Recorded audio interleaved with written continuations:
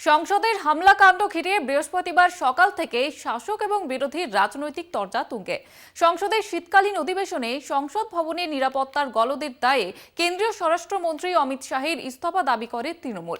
রাজ্যসভায় বিক্ষোভের জেরে সাসপেন্ড হয়েছেন তৃণমূল নেতা ডেরেক ওব্রায়েন।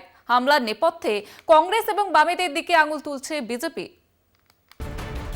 কোভিডকালে নতুন সংসদ ভবন তৈরির পরিকল্পনা থেকে শুরু হয়েছিল বিতর্ক। প্রায় 262 কোটি টাকা ব্যয় করে তৈরি এই নতুন ভবনের নিরাপত্তা যে কতটা ঠুনকো তা বুধবার লোকসভার অধিবেশনের কক্ষে দুই যুবকের হামলাকাণ্ডে প্রকট হয়ে পড়েছে। কক্ষের বাইরে থেকেও এক মহিলাসহ দুই ব্যক্তিকে গ্রেপ্তার করা হয়। ধৃতদের বিরুদ্ধে ইউএপিএ আইনে মামলা রুজু করে তদন্ত শুরু করেছে পুলিশ। সাসপেন্ড করা হয়েছে নিরাপত্তার দায়িত্বে থাকা আধিকারিকদের, কিন্তু তাতেও বিতর্কে রাশ টানতে পারেনি কেন্দ্র।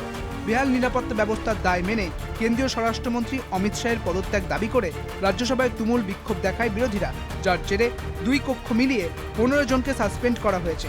রাজ্যসভার তৃণমূল নেতা ডেরেক ওব্রায়েনকে সাসপেন্ড করার পাশাপাশি তাঁর বিরুদ্ধে স্বাধিকার ভঙ্গের অভিযোগ এনেছে সরকার পক্ষ। লোকসভার কংগ্রেসের 9, ডিএমকের 2, সিপিআইয়ের 2 এবং সিপিএমের 1 জন, মোট 14 জন সদস্যকে অধিবেশন কক্ষে বিক্ষোভ প্রদর্শনের জন্য সাসপেন্ড করেন অধ্যক্ষ। जल्दबाजी में पुराना मतलब सदन को छोड़कर नए संसद भवन, पुराना संसद भवन छोड़ो, नया संसद भवन चलो, ये सारे करने के पहले ये सोचना चाहिए था कि कहां कहां हमें क्या क्या करना चाहिए। और इसके चलते इन लोगों की जल्दबाजी के चलते आज इस घटना इस तरीके के अंजाम होने में सफल हुई है। डेरेक ओब्रायन जी को सदन से निष्कासन का आदेश दिया गया। उसके बाद उनको खिलाफ सरकार ने प्रिविलेज मोशन लाया और प्रिविलेज कमेटी के पास उनके विषय में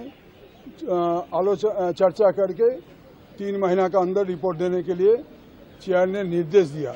इसको हम ये जो कुछ भी घटा आज, इसको हम निंदा करते हैं। সাসপেনশনটা ওদের মুড়ি মুড়কির মতন হয়ে গেছে।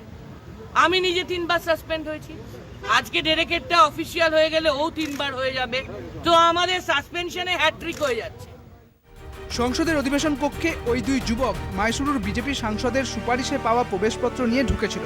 স্বভাবতই বিরোধীরা এই সাংসদের বিরুদ্ধে ব্যবস্থা নেওয়ার দাবিতে সরব হয়েছেন। বিজেপির দাবি, এই হামলার নেপথ্যে কংগ্রেস ও বামেদের ভূমিকা রয়েছে। দেশের বেকারত্ব থেকে অর্থনৈতিক দুরবস্থা নিয়ে কেন্দ্রের সরকারের বিরুদ্ধে বিরোধীরা যেভাবে সরব হয়, ঘটনাচক্রে হামলাকারীদের স্লোগানে তারই প্রতিধ্বনি শোনা গিয়েছে। বিজেপির দাবি, সংসদ চত্বরে ধৃত তরুণী নীলমকে কেন্দ্র বিরোধী দিল্লির কৃষক আন্দোলন, ব্রিজভূষণ কাণ্ডের প্রতিবাদে কুস্তিগীরদের ধর্নায় দেখা গিয়েছিল। প্রধানমন্ত্রী ওইসব আন্দোলনকারীদের কটাক্ষ করে আন্দোলনজীবী বলে উল্লেখ করেছিলেন। ধৃত নীলমকেও আন্দোলনজীবী বলেই দাবি করেছে বিজেপি।